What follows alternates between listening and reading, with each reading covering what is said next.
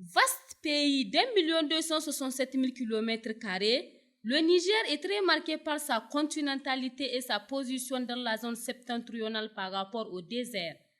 Ce qui fait de lui un des pays sahéliens les plus durement frappés par la sécheresse et la désertification au cours de ces 2 dernières décennies.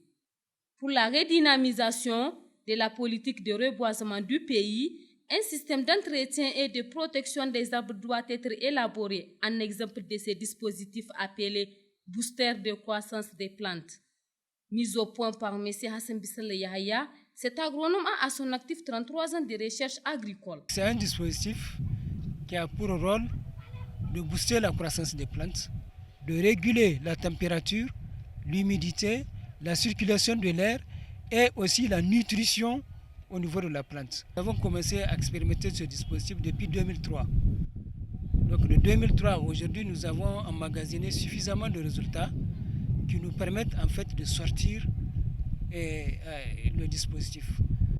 Ces dispositifs constituent, à n'en point douter, un avantage pour la sécurité et la croissance de l'arbre.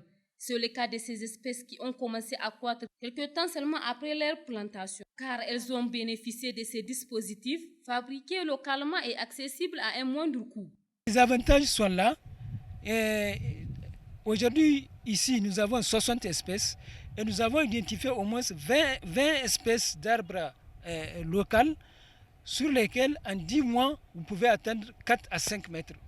Ici, vous n'avez que des espèces locales et parmi ces espèces locales, au moins 20 nous ont montré ici sur le terrain qu'avec le booster, il peut aller au-delà de 4 mètres, de 5 mètres de taille en 10 mois ou bien en 12 mois. On a fait ça à l'image du paysan nigérien. Le dispositif pour le moment, nous sommes très modestes et nous le vendons vraiment à un prix modique puisque c'est un peu le démarrage.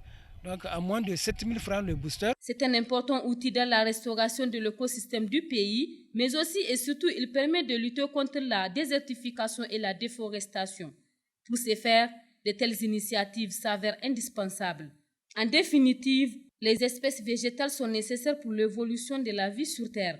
En les entretenant, on assure leur préservation, leur pérennité pour nous-mêmes et pour les générations futures.